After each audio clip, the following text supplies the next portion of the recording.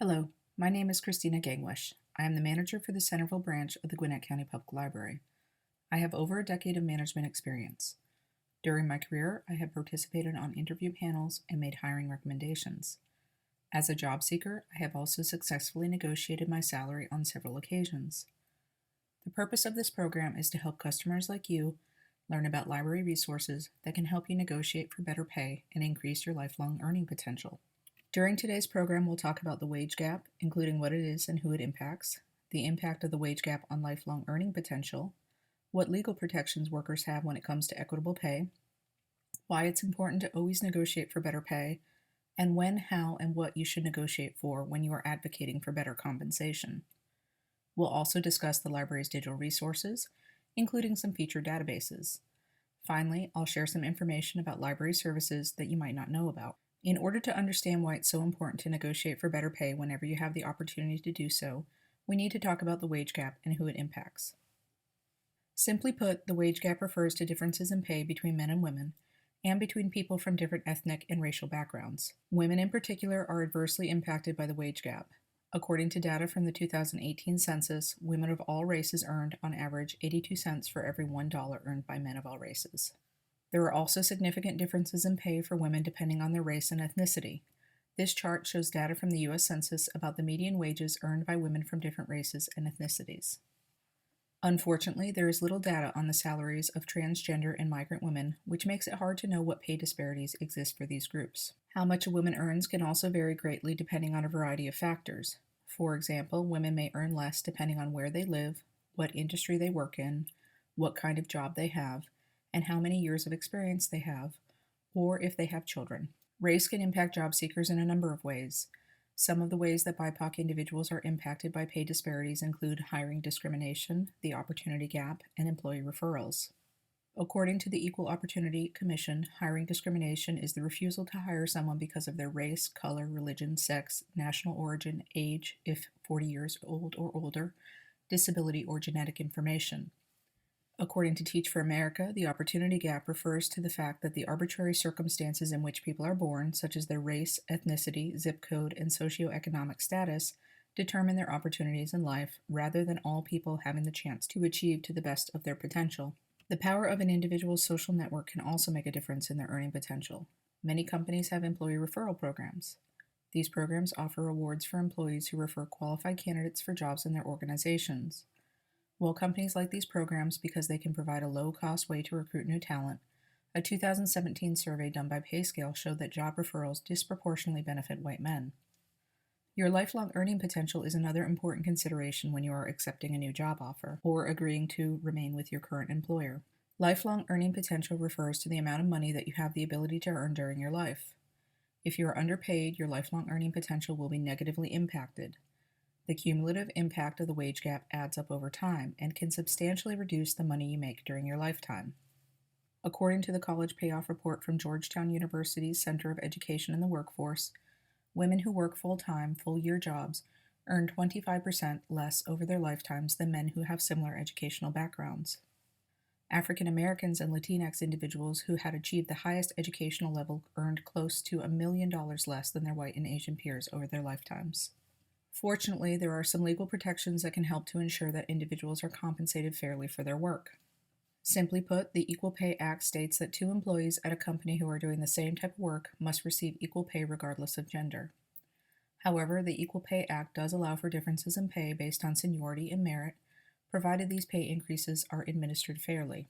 Lily Ledbetter was an employee of Goodyear Tire and Rubber Company who sued her employer when she discovered that she was being paid much less than two of her male colleagues in equivalent positions.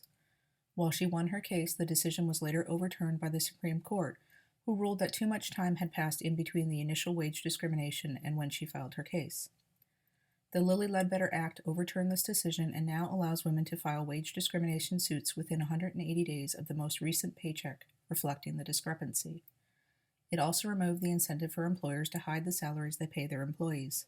If you have questions about your rights to equal pay, you can contact the U.S. Equal Employment Opportunity Commission for assistance. No matter what stage of your career you're in, it can be uncomfortable to know how and when to ask for more money. In this section, we'll cover some times and tips for negotiating your salary. The first question that I want to answer about salary negotiation is whether or not you should negotiate for better pay during a pandemic. The answer is yes, you can ask for better pay even during a pandemic. The fact of the matter is that some industries are still doing very well financially, and even if the company that is interested in hiring you is experiencing some financial difficulty, there may still be other non-monetary benefits that they can offer. While it's easier to negotiate compensation when you are hired for a new job, it isn't the only time that you can ask for a higher salary. If you've been in your job for at least 6 months, have gone above and beyond your stated role, or have made a noticeable difference in the company, you can talk with your boss about your compensation. However, whether you're negotiating your salary at a new employer or asking for better compensation at your current place of employment, you will want to be prepared. To prepare, you will want to research salaries in your industry. You will want to consider your years of experience, level of education, licenses and certifications, notable accomplishments, and any special skills. When negotiating your salary, it's also important that you know how well your employer is doing, the condition of the local job market, and the supply and demand for your specific expertise. For example, it might be hard to argue for a raise if your employer just lost a major client. However, if you have in-demand skills in a tight job market and are receiving offers from other employers, you might still be able to talk to your boss about your compensation. Depending on the employer and your personal situation, you might also consider negotiating for non-monetary benefits, including a flexible schedule, paid time off, a sign-on bonus, performance reviews with opportunities for pay increases, stock ownership, and retirement contributions. If you are successful negotiating your salary, don't forget to get all the details in writing and make sure that the dates and details for the salary increase are clearly spelled out. Having a written contract can protect you if your boss remembers your conversation differently or if he leaves the company for another opportunity. Now that we've covered why you should negotiate your salary and how you can ask for better compensation, let's talk about library resources that can help you. Today we'll talk about one of the library's digital resources, a database called Reference USA. To get to our digital resources, find the library's website, click the Find It menu at the top of the page, and then find and click the View All Digital Resources option under the Digital Resources column. Once you've reached the Digital Resources page, you can view a list of topics at the top of the page or scroll down the page to browse the list of databases. Some of our databases, which are purchased by GCPL, will require that you log in with your library card number and PIN. Databases that are paid for by the state as part of Galileo will require a password. You can look up the password by clicking on the link for Galileo on our Digital Resources page. One of the best databases for job seekers is Reference USA. Reference USA is the leading source for business and residential data in the United States. It has 7 different modules, including U.S. businesses, U.S. new businesses, U.S. standard white pages, U.S. new movers and homeowners, U.S. jobs and internships, U.S. healthcare, and U.S. consumers and lifestyles. Reference USA can help library customers search for jobs, research U.S. businesses, create marketing and small business plans, search for potential customers, locate specific people, and more. Today we'll be focusing on the Reference USA U.S. Jobs and Internships module. The U.S. Jobs and Internships module combines business reference information from Reference USA with job listings from Indeed.com. What sets Reference USA apart from other job search resources is that customers can look for jobs and simultaneously research company information in the Reference USA database to learn more about potential employers. For example, a job search using the U.S. Jobs and Internship searches will bring up results with a link to the job posting in Indeed.com and a link to the record for the company in Reference USA. Job seekers can use the information provided by Reference USA to research information about the company, including the business demographics, the management directory, company news, and more. Reference USA also offers job resources divided into 4 sections. The Starting Your Career section offers career and college information, skills, interests, and self-assessments. The General Job Help section provides job search and interview tips, resume writing help, and an overview of the current job market. The Education and Training section offers information for current and potential students on jobs, internships, and continuing education. The Job Offer Advice provides information on evaluating job offers, as well as a salary estimator from Indeed.com. Earlier, we talked about the importance of researching salaries of other people in your industry before you try to negotiate for better compensation. To find this information, you can use the Salary Estimator. The Salary Estimator will allow you to search by job and location, find out salary information and common benefits based on location and years of experience, see top companies, and research the skills, qualifications, and certifications for positions that can increase your earning potential. Now that we've talked about Reference USA, I'd like to briefly highlight some of the other databases and services that job seekers might find useful. Being able to demonstrate that you have received training on specialized skills can help make you more marketable and help you negotiate for better pay. If you are looking to improve or add new skills, lynda.com is also an excellent resource. Lynda.com includes thousands of video tutorials by industry experts on software, creative, and business skills.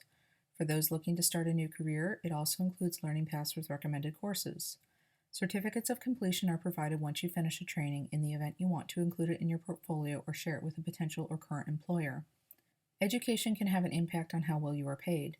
GCPL also offers an opportunity for adults to earn an accredited high school diploma from Career Online High School. Free enrollment is offered to a limited number of qualified adult students. You can get to Career Online High School from our digital resources page. Take the online assessment to find out if this program is the right fit for you. GCPL also realizes that many of the individuals in our community may be struggling to make ends meet while they look for employment. In order to help our customers, we have partnered with several organizations to offer food distribution services. Please check out our website at www.gwinnettpl.org for current information on times and locations for our food distribution services.